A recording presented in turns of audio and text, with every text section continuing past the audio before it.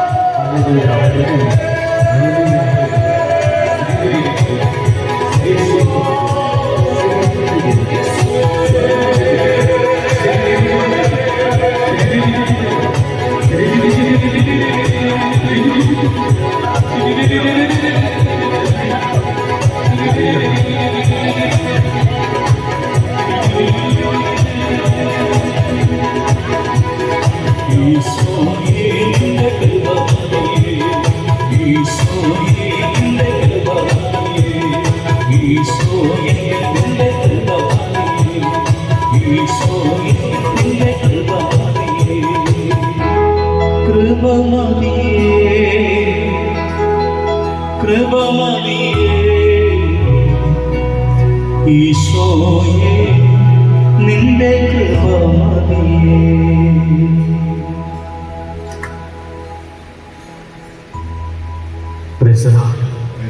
Hallelujah hallelujah hallelujah. ഇരിക്കുക.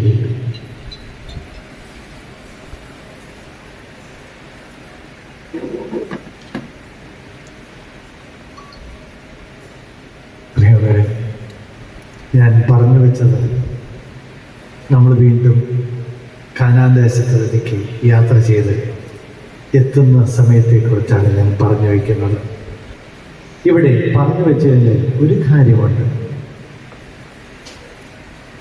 ഞാൻ പറഞ്ഞു, എല്ലാവരുടെയും ജീവിതത്തിൽ ഒരു ഈജിപ്തുണ്ട്, ഒരു പുറപ്പാടുണ്ടാകണം, ഒരു കാനാൻ ദേശമുണ്ടാകണം. ഈ കാനാൻ ദേശത്ത് വരുമ്പോൾ നമ്മൾ ബലി അർപ്പിക്കും. ആരുടെ?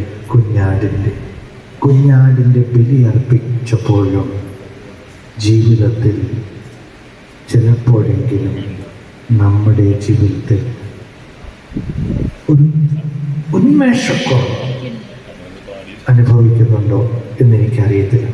ഞാൻ ഇവിടെ വരുന്നതിന് മുമ്പ് ഒരു 4 വർഷക്കാലം ആഫ്രിക്കയിലായി. ഓക്കെ, ആഫ്രിക്കയിൽ ഒരു യൂണിവേഴ്സിറ്റി പഠിപ്പിക്കുകയും നമ്മുടെ ധ്യാന കേന്ദ്രത്തിലൊക്കെ ആയിട്ട് ഞാനിങ്ങനെ ശുശ്രൂഷ ചെയ്യുകയായിരുന്നു. അപ്പോൾ ഈ ധ്യാന കേന്ദ്രത്തിലായിരിക്കുമ്പോഴൊക്കെ ഞാൻ വല്ലപ്പോഴൊക്കെ കാണാറുള്ളൂ. കാരണം എനിക്ക് തിങ്കൾ മുതൽ വെള്ളി വരെ എനിക്ക് യൂണിവേഴ്സിറ്റിയിൽ പഠിപ്പിക്കണം. അപ്പോൾ ഞാൻ ശനിയാഴ്ചകളൊക്കെ കാണുമ്പോൾ എന്നും, അതായത് കൊച്ചു കുട്ടികൾ മുതൽ വലിയവർ വരെ, അതായത് MP-മാർ, മന്ത്രിമാർ, ഇവരൊക്കെ വന്നു കഴിയുമ്പോഴും പറയുന്നൊരു കാര്യമുണ്ട്, ഒരു സുഖമില്ല അച്ഛ, ഒരു സുഖമില്ല, നോട്ട് ദാറ്റ് ഓക്കെ എന്നാണ് അവർ പറയുന്നത്. എന്താ പറയുന്നത്? അത്ര സുഖമില്ല. ഇത് പിന്നെ അവരോട് ആദ്യമേ ചോദിച്ചു കഴിഞ്ഞാൽ അവരുടെ ഇത് രീതിയാണ്, ഹൗ ആർ യു, എങ്ങനെയുണ്ടെന്ന് ചോദിച്ചാൽ ഗുഡ്, ഞാൻ വളരെ ഹാപ്പിയാണ്, സന്തോഷം, ഫൈൻ എന്നാണ് പറയുക. ഒരിക്കലും മലയാളി പറയുന്നവരോട് പറയുന്നത് എങ്ങനെയുണ്ട്, എന്തുണ്ട്, കുഴപ്പമില്ല. നമ്മൾ പറയുന്നത് അങ്ങനെയല്ലേ, കുഴപ്പമില്ല. അവരുടെ ജീവിതത്തിൽ ഭക്ഷണം കഴിക്കാൻ പോലും ഇല്ലെങ്കിൽ പോലും എങ്ങനെയുണ്ടെന്ന് ചോദിച്ചാൽ അവർ പറയും I am fine, I am good. അതാണ് അവരുടെ വ്യത്യാസം, നമ്മളുമായിട്ടുള്ള വ്യത്യാസം. നമ്മൾ പറയും കുഴപ്പമില്ല. കുഴപ്പമില്ല, എന്ത് കുഴപ്പമില്ല? നമുക്ക് എന്തിനും ഏതിനും കുഴപ്പമില്ല, അല്ലേ? ശരിയല്ലേ? എല്ലാത്തിനും കുഴപ്പം, നമ്മുടെയൊക്കെ ജീവിതത്തിൽ എല്ലാത്തിനും കുഴപ്പം. പക്ഷെ അവർക്ക് എന്തുണ്ടെങ്കിലും എന്ത് പ്രശ്നമുണ്ടെങ്കിലും ഒരു കുഴപ്പമില്ല. പക്ഷെ വ്യക്തിപരമായിട്ട് കാണാൻ വരുമ്പോൾ അവർ പറയും ഒരു സുഖമില്ല, നോട്ട് ഓക്കെ. ഇത് നമ്മുടെയൊക്കെ ജീവിതത്തിൽ ഇങ്ങനെയൊക്കെ തന്നെയാണ്. കുർബാന അർപ്പിച്ചു, ബലിയർപ്പിച്ചു, പ്രാർത്ഥിച്ചു, കാനാദേശത്തിലെ വേശ്യയുടെ ബലി അർപ്പിച്ചുകൊണ്ടിരിക്കുക. എന്നിട്ടും ഇടയ്ക്കൊക്കെ നമ്മുടെ കുടുംബത്തിലേക്ക് നമ്മൾ പോകുമ്പോൾ നമ്മുടെ ജീവിതത്തിൽ നോക്കുമ്പോൾ ഒരു സുഖമില്ല. അങ്ങനെ പറയുന്നുണ്ടോ നമ്മൾ? അങ്ങനെ പറയുക നമ്മൾ? അത്ര സന്തോഷമൊന്നുമില്ല അച്ഛൻ. നിങ്ങളിൽ എല്ലാവരും ഒന്ന് കണ്ണടച്ച്, എല്ലാം കണ്ണടച്ചിട്ട് ഞാൻ ചോദിക്കുന്ന ചോദ്യത്തിന് നിങ്ങൾ സത്യസന്ധമായിട്ടൊന്ന് ഉത്തരം നൽകിയിട്ട് കഴിയത്തും. എനിക്ക് യഥാർത്ഥത്തിൽ സന്തോഷമുണ്ട് എന്ന് പറയുന്നവർ മാത്രം കൈവയ്ക്കുക.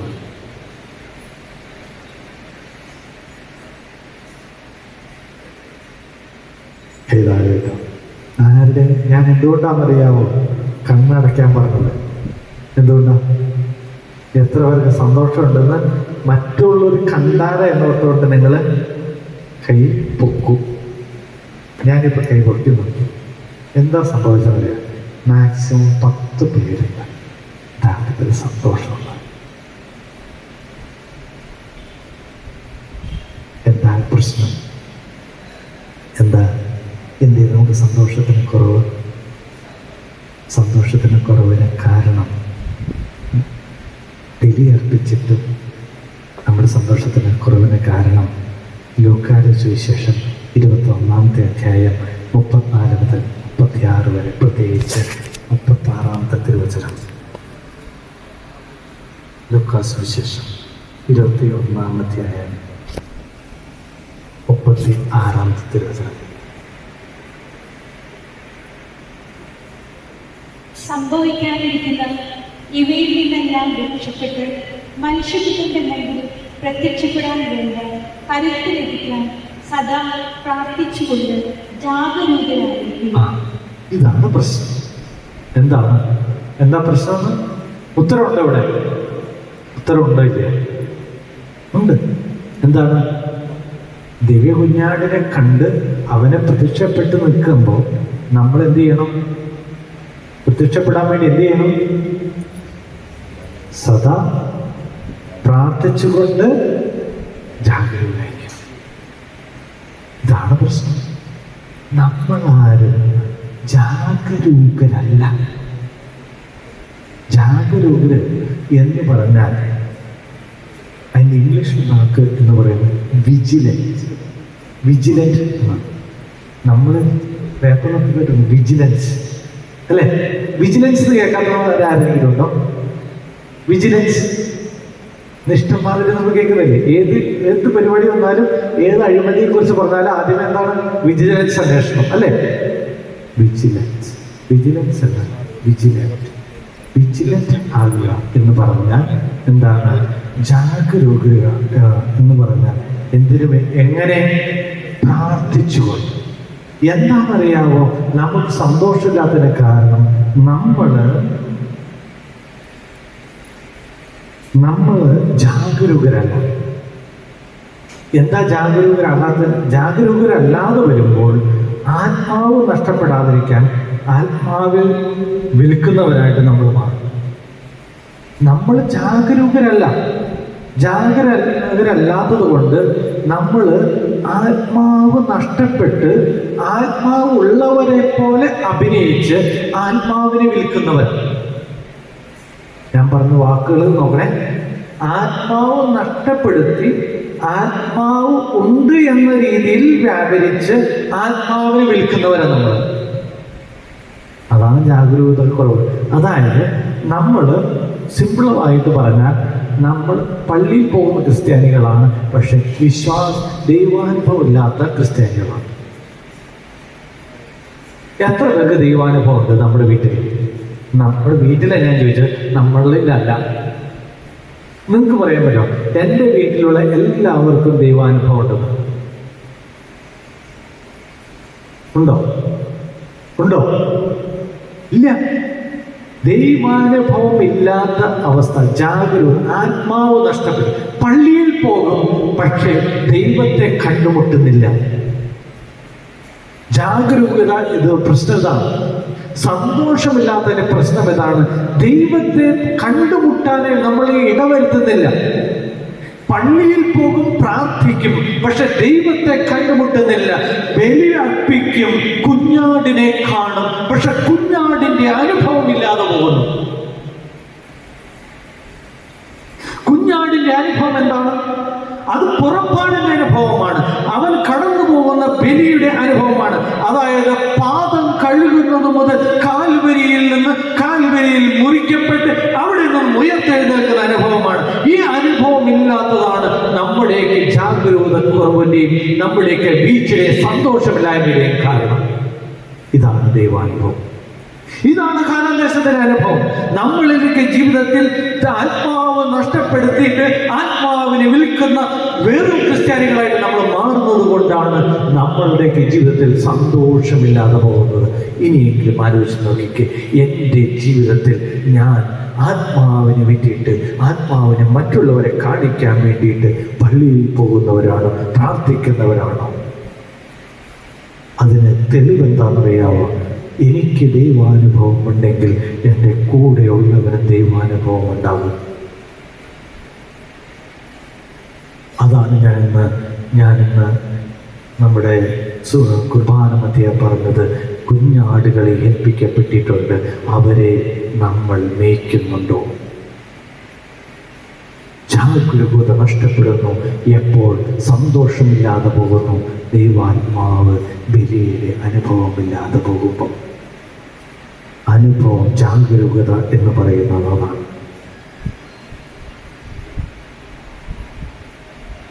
രണ്ടാമത്, നമ്മളിൽ സന്തോഷമില്ലാത്തതിന് വേറൊരു കാരണമുണ്ട്. എന്താണെന്നറിയാമോ?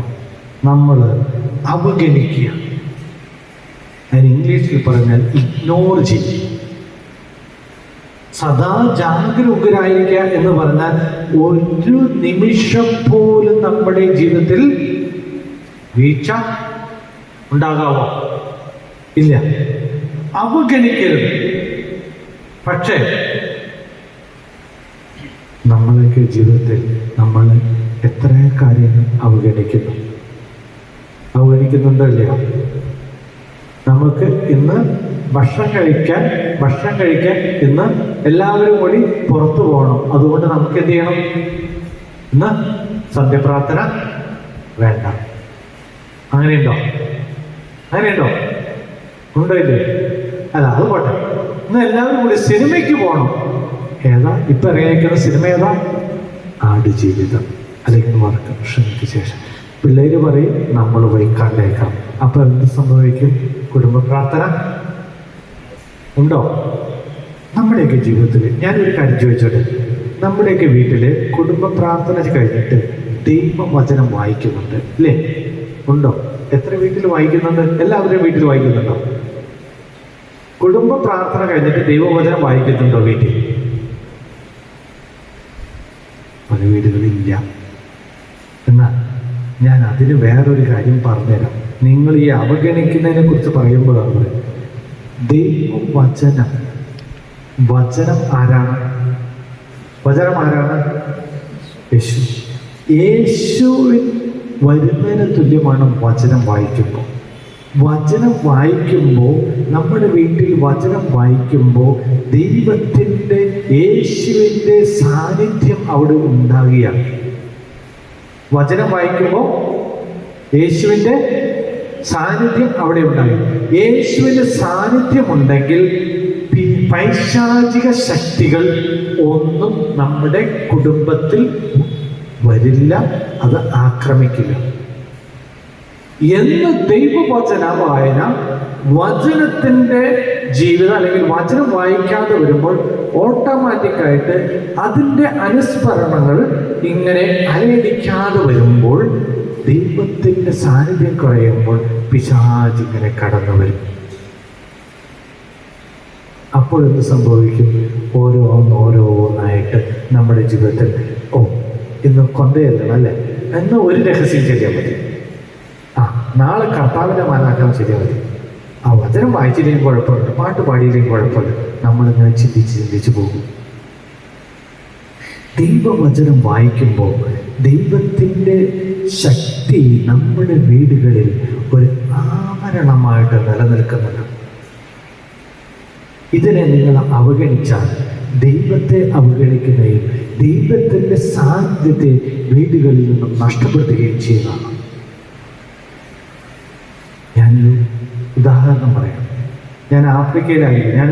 എനിക്ക് ഈ നാട്ടിലെ അനുഭവങ്ങൾ കുറച്ചേ ഉള്ളൂ. ഞാൻ ആഫ്രിക്കയിലായിരിക്കുന്നതുകൊണ്ടാണ്. ഈ ആഫ്രിക്കയിലായിരിക്കുമ്പോൾ പലപ്പോഴും അവിടെ ഈ കുടോത്രം, മന്ത്രവാദം അങ്ങനെയുള്ള കാര്യങ്ങൾ ഏറ്റവും കൂടുതലുണ്ട്. അതില്ല എന്ന് നിങ്ങൾ പറഞ്ഞാലും ഉണ്ട്. അത് ശരിക്കും കണ്ടേക്കുന്ന ആളുകളാണ് ഞാനൊക്കെ. കാരണം ശരിക്കും ആത്മാവ് പിടിക്കപ്പെട്ട അവസ്ഥകളൊക്കെ ഉണ്ടായിട്ടുണ്ട്. അത് നമുക്ക് നന്നായിട്ടറിയാം. അപ്പോൾ ഇങ്ങനെയുള്ള കുറേ പേര് വന്നു കഴിയുമ്പോൾ ഞാൻ അവരോട് പറയുന്നത്, അവർ പറയുന്നത് ഒരു ദിവസം പോലും കൊന്ത ചെല്ലാൻ പറ്റുന്നില്ല, പ്രാർത്ഥിക്കാൻ പറ്റുന്നില്ല, ജീവിതത്തിൽ ആരും മക്കളും കൂടെ നിൽക്കില്ല, പലരും പല വഴിക്ക് പോകുന്നു. അങ്ങനെയുള്ള അവസ്ഥ വന്നു കഴിഞ്ഞപ്പോൾ ഞാൻ പലരോട് പറഞ്ഞിട്ടുണ്ട്. ഒരു സ്ത്രീയോട് ഞാൻ കൃത്യമായ ഉദാഹരണം, എൻ്റെ കൃത്യമായ ഉദാഹരണം, അതുകൊണ്ട് ഞാനിത് പറയാം.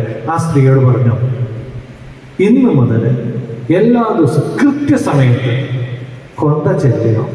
മക്കൾ വരില്ല, കൂടെയുള്ള ആരും വരില്ല, ജീവിത പങ്കാളി പോലും വരില്ല, നീ വായിക്കും, കൊന്ത ചെല്ലണം, ബൈബിൾ വായിക്കണം.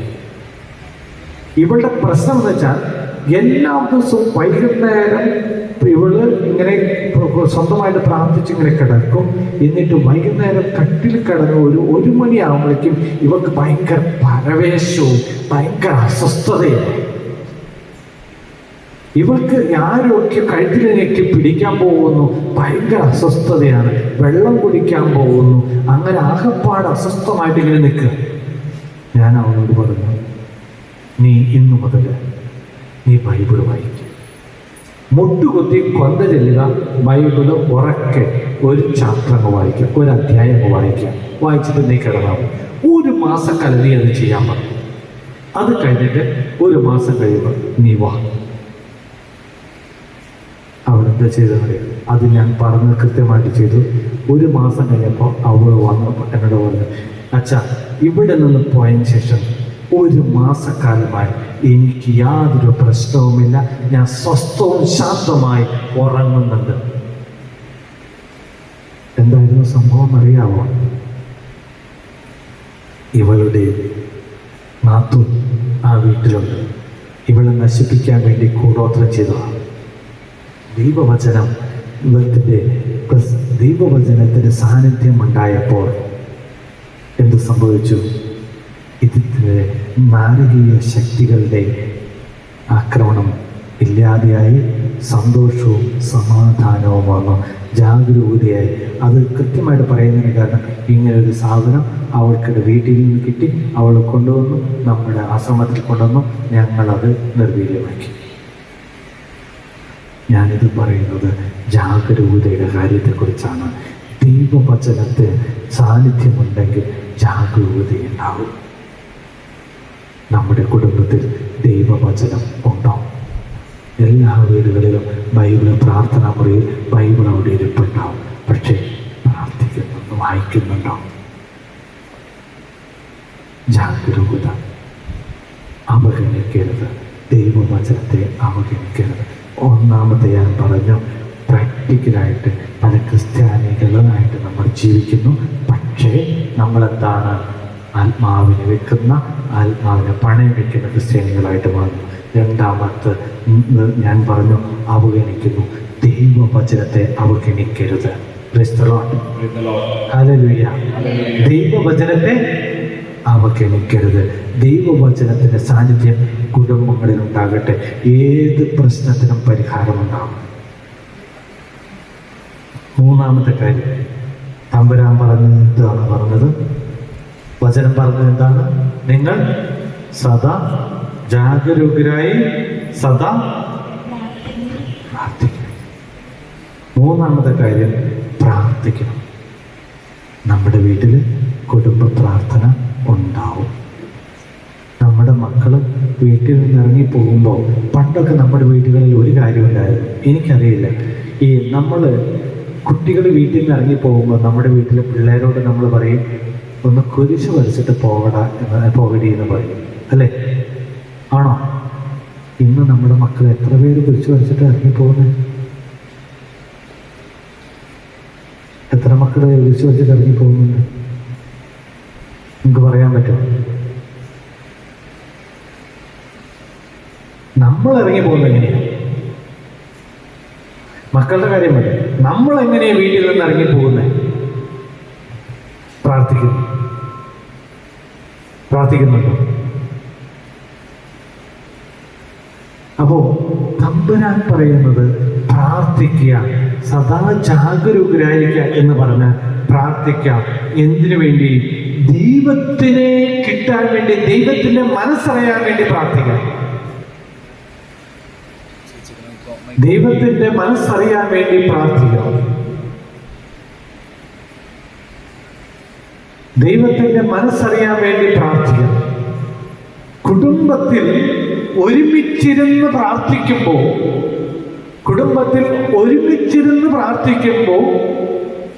കുടുംബത്തിലുള്ളവരെ കുറിച്ചുള്ള ദൈവഹിതം തമ്പുരാൻ വെളിപ്പെടുത്തും. നിങ്ങൾ ആരും ഒന്നിനെ കുറിച്ച് ചിന്തിക്കണ്ട. നിങ്ങൾ നിങ്ങളുടെ ജീവിതത്തെ കുറിച്ച് ചിന്തിക്കും. നിങ്ങൾ അത്ര പേര് കുടുംബത്തിലെ ഒരു പ്രതിസന്ധി ഉണ്ടാകുമ്പോൾ, ഒരു മകളുടെ തീരുമാനത്തെ കുറിച്ചെടുക്കുമ്പോൾ, മകന്റെ തീരുമാനത്തെ കുറിച്ചെടുക്കുമ്പോൾ, നിങ്ങൾ ആദ്യമേ അച്ഛനോട് പ്രാർത്ഥിക്കാൻ പറയും, അല്ലെങ്കിൽ മറ്റുള്ളവരോട് പ്രാർത്ഥിക്കാൻ പറയും. നിങ്ങൾ ഒരുമിച്ച് എത്ര പേര് കുടുംബത്തിൽ ഒരുമിച്ചിരുന്ന് പ്രാർത്ഥിച്ചിട്ടുണ്ട്? ഈ കാര്യത്തിന് വേണ്ടി പ്രാർത്ഥിക്കാറുണ്ടോ? കുടുംബത്തിൽ ഒന്നിച്ചിരുന്ന് പ്രാർത്ഥിക്കുമ്പോൾ തമ്പുരാന്റെ ഹിതം വെളിപ്പെടും, ശക്തി ലഭിക്കും. ദൈവഹിതം വെളിപ്പെടുവാൻ വേണ്ടി പ്രാർത്ഥിക്കുക എന്നുള്ളതാണ് തമ്പുരാൻ പറയുക. അതാണ് സദാ ജാഗരൂകരായിരിക്കുക എന്ന് പറഞ്ഞാൽ, സദാ നിങ്ങൾ പ്രാർത്ഥിക്കുക എന്ന് പറഞ്ഞാൽ.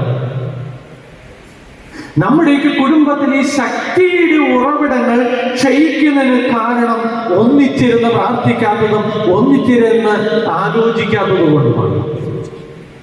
ദൈവവചനം വായിക്കാത്തത് കൊണ്ടാണ്.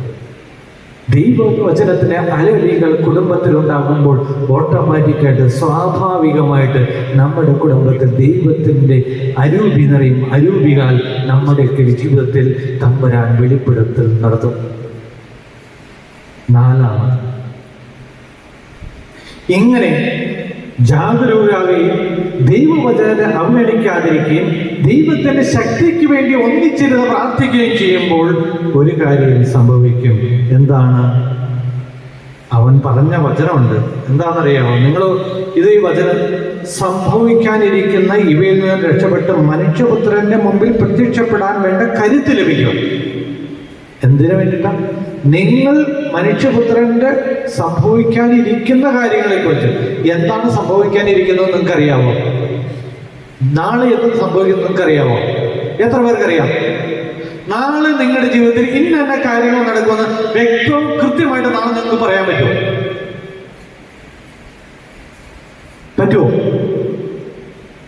എന്നാൽ സംഭവിക്കാനിരിക്കുന്ന എല്ലാ കാര്യങ്ങളെ കുറിച്ചും വ്യക്തമായ ഇടപെടലുകൾ തമ്പുരാൻ നമ്മുടെ മുമ്പിൽ തരും. അത് വെളിപ്പെടുവാൻ വേണ്ടിയിട്ട് നമ്മൾ എന്ത് ചെയ്യണം? ജാഗരൂകരായിരിക്കും.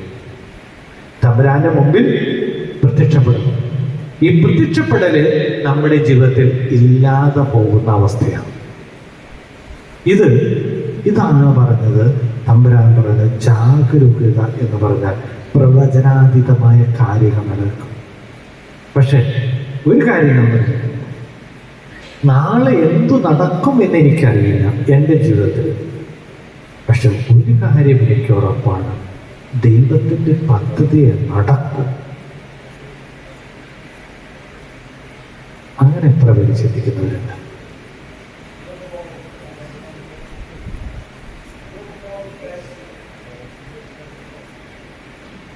ഞാൻ പറഞ്ഞു, നാളെ എന്ത് നടക്കുമെന്ന് എനിക്കോ നിങ്ങൾക്കോ അറിയില്ല. പക്ഷെ ഒരു കാര്യം ഉറപ്പാണ്, ദൈവത്തിന്റെ പദ്ധതിയെ നമ്മുടെയൊക്കെ ജീവിതത്തിൽ നടക്കും.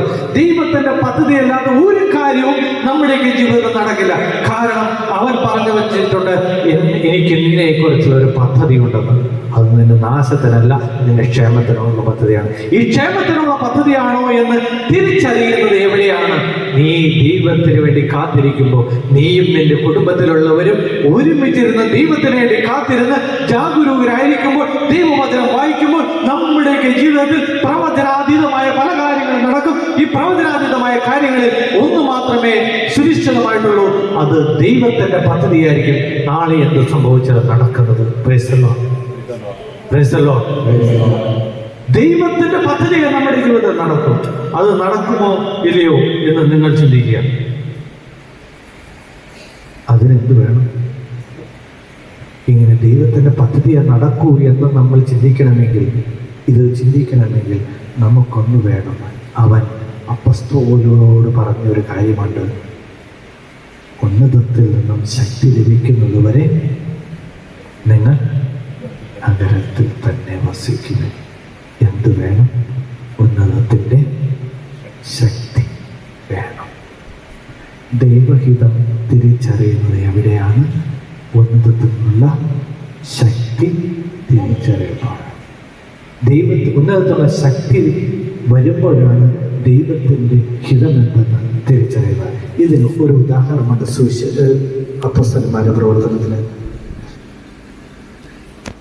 പത്രോസ്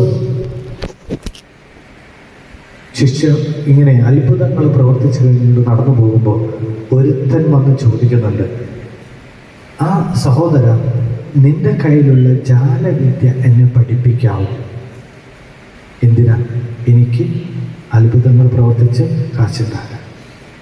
അപ്പോൾ അവൻ പറയുന്നൊരു കാര്യമുണ്ട്, നീ ലോകത്തെക്കുറിച്ചുള്ള കാര്യങ്ങളാണ്, അതുകൊണ്ട് നീ നിന്റെ വഴിക്ക് പോകും എന്ന് പത്രോസിന് കൃത്യം തിരിച്ചറിവ് കിട്ടി. ആണല്ലേ? പത്രോസിന് തിരിച്ചറിവ് കിട്ടി. അതുകൊണ്ടാണ് അവൻ പറഞ്ഞത്, അല്ലെങ്കിൽ ഈസി ആയിട്ട് പ്രലോഭനത്തിൽ വീഴാമായിരുന്നു. അവന് ആവശ്യത്തിന് കാശോ അവന് എന്ത് വേണമെങ്കിലും ലഭിക്കുമായിരുന്നു. ഇത് നമ്മുടെയൊക്കെ ജീവിതത്തിൽ ഉണ്ടാവും. ഉന്നതത്തിൽ നിന്നുള്ള ശക്തി കിട്ടിയില്ല എന്നുണ്ടെങ്കിൽ നമ്മുടെയൊക്കെ കുടുംബത്തിൽ നമ്മളെടുക്കുന്ന തീരുമാനങ്ങൾ പാളിപ്പോകുന്നതിന് കാരണം ഇതാണ്. നമ്മുടെ കുടുംബത്തിലെ തീരുമാനങ്ങൾ പലതും പാളിപ്പോകുന്നതിന് കാരണം ഉന്നതത്തിലുള്ള ശക്തി ഇല്ലാത്തത് കൊണ്ടാണ്. ഈ ശക്തി ലഭിക്കുന്നത്, ഉന്നതത്തിലുള്ള ശക്തി ലഭിക്കുന്നത് എവിടെയാണ്? നമ്മുടെ കുടുംബത്തിൻ്റെ പ്രാർത്ഥനയിൽ, ദൈവവചന വായനയിൽ, ഒപ്പം തന്നെ അവൻ്റെ വാഗ്ദാനം സ്വീകരിക്കുന്നതിലൂടെ. അവൻ്റെ വാഗ്ദാനം എന്താണ്? എന്താണ്?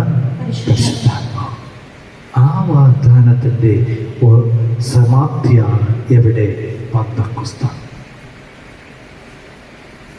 നമ്മുടെയൊക്കെ കുടുംബത്തിൽ പെന്തക്കോസ്തയുണ്ടോ?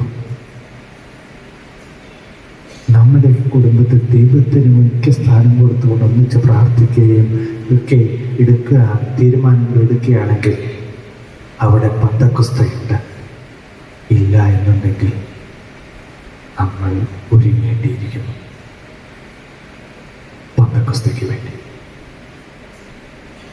പരിശുദ്ധാത്മാവിനെ നമ്മൾ സ്വീകരിച്ചിട്ടുണ്ടോ? ഉണ്ടോ? ഉണ്ട്. പക്ഷേ പരിശുദ്ധാത്മാവ് നമ്മളിൽ ഉണ്ടോ? പരിശുദ്ധാത്മാവിനെ നമ്മൾ സ്വീകരിച്ചിട്ടുണ്ട്, ഉണ്ട്. അത് സ്ഥൈര്യലേപനത്തിൽ. പക്ഷെ നമ്മളിൽ ഉണ്ടോ? നമ്മളിൽ ഇല്ല എന്നുണ്ടെങ്കിൽ, എന്നുള്ള തിരിച്ചറിവുണ്ടെങ്കിൽ അത് സ്വീകരിക്കാൻ സമയമായി പന്തക്കുസ്തയിൽ. അതുണ്ടെങ്കിൽ, ആത്മാവുണ്ടെങ്കിൽ, ഹൃദയത്തിൻ്റെ വിചാരങ്ങളും വികാരങ്ങളും വെളിപ്പെടുത്തുന്ന ദൈവത്തിൻ്റെ വചനത്തിന് ശക്തി നമ്മളിലേക്ക് തെളിച്ചു വരും. അങ്ങനെ വരുമ്പോൾ നമ്മുടെ കുടുംബത്തിൽ ദൈവത്തിൻ്റെ ഹിതം വെളിപ്പെടും. അതാണ് ജാഗരൂകത. ഈ ജാഗരൂകതയുണ്ടെങ്കിൽ നമുക്കൊരു കാര്യം ഉറപ്പാണ്, ദൈവം നമ്മുടെ കൂടെയുണ്ട്. നമ്മളിൽ കാനാൻ ദേശം ഉണ്ട്. ദൈവാത്മാവ് നമ്മളുടെ കൂടെയുണ്ടെന്നുള്ള ബോധ്യമുണ്ടെങ്കിൽ ദൈവിക പദ്ധതി നമ്മളിലുണ്ട്. ദൈവിക പദ്ധതി നമ്മളിലുണ്ടെങ്കിൽ ദൈവത്തിൻ്റെ ഹിതം വെളിപ്പെടുന്നു. ദൈവത്തിൻ്റെ ഹിതം വെളിപ്പെടുന്നെങ്കിൽ തീർച്ചയായും അഭിമാനിക്കാം, നമ്മളിൽ കാനാൻ ദേശമുണ്ട്. ഈ കാനാൻ ദേശം എന്നിൽ ഉണ്ടോ? തമ്പുരാനോട് ചോദിക്കാം.